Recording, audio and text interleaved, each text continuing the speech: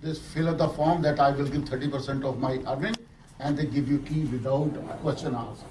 Why we can't do that in Canada? We have 30 million people. We have 4,000 vast land and resources. Why we can't So do I'm that? not familiar with that, but what I would propose. I will send you. Please, and what I would propose, just because we have people here, and I don't want to, I want to make sure everyone has their concerns heard.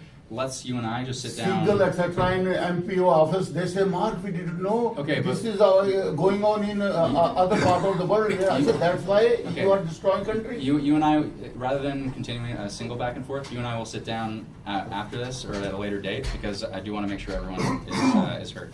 Okay, so Joan, on the right to the healthy environment, there's no commitment in this budget to introduce such legislation, but we do see significant funding. So what Suzuki Foundation and a number of other environment-focused organizations, they were wanting this to be a budget to protect nature and conservation.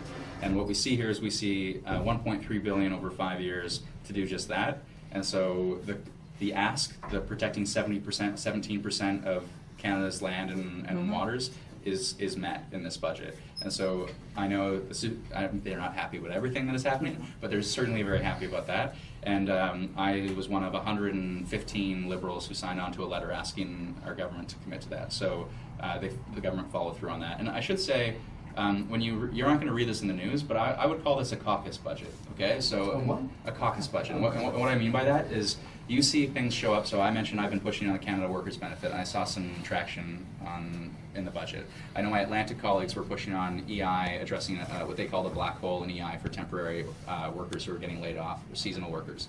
The opioid crisis, I've been vocal, but my BC colleagues have been very vocal. And what we see in this budget is a lot of what my caucus and my caucus colleagues have been pushing for. The finance minister has listened, and it's not to say there's a ton of new money, so it's $1 billion here and $1 billion there, but it might be here's $25 million for participation, and there are specific initiatives that they've tried to meet the concerns of caucus who have been vocalizing concerns on behalf of their constituents. So that's really what I've seen. I've seen my caucus colleagues stand up on any number of issues, and then I can go through the list in the budget and see, oh, okay, my colleague from Vancouver was pushing for that, or my colleague from Halifax was pushing for that, and so you're not going to read that in the news because the news isn't sitting in caucus with me, but that's what I certainly see in this budget. On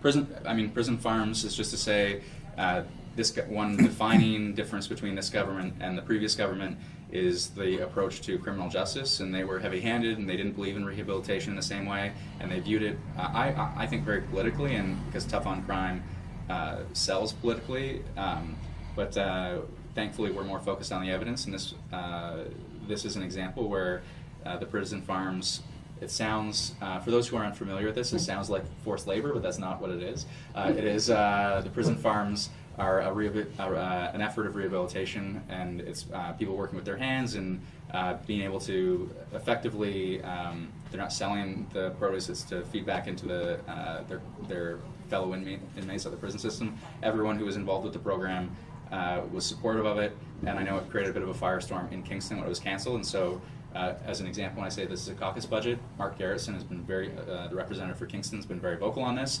and so we see his concern listened to, and the finance minister. So either way. But okay, so let's move the conversation from seniors to children. Childcare.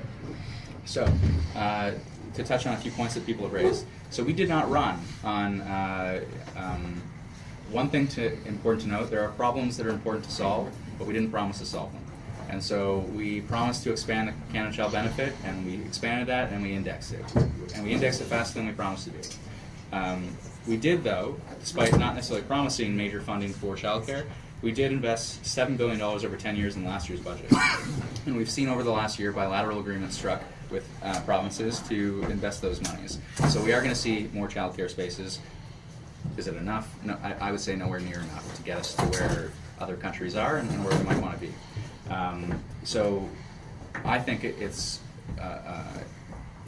I don't think the government's going to revisit that conversation in a serious way until we have a mandate to do so. And so I think those conversations. What's a mandate? Like running on Part an of the election. policy. Yeah, so it's got to be in our platform in 2019 to do more on childcare. Frankly, if we're going to do more on childcare beyond the $7 billion over 10 years and the bilateral agreements that Oregon struck. So it's a sizable amount of new money, but it's not going to fix the access to childcare issue.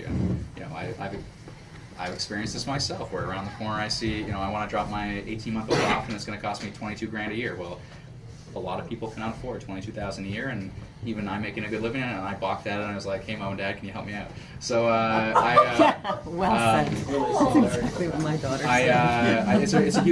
it's a huge problem. It's a huge problem, and I would say when we talk about gender equality, and there are good moves in this budget addressing gender equality, whether it's on the innovation side, access to more entrepreneurship initiatives specifically for women, whether it's the parental leave initiatives, whether it's pay equity, and we haven't talked about that, but there's going to be legislation on pay equity that was announced in the budget as well. So we're going to see that come forward as part of the budget.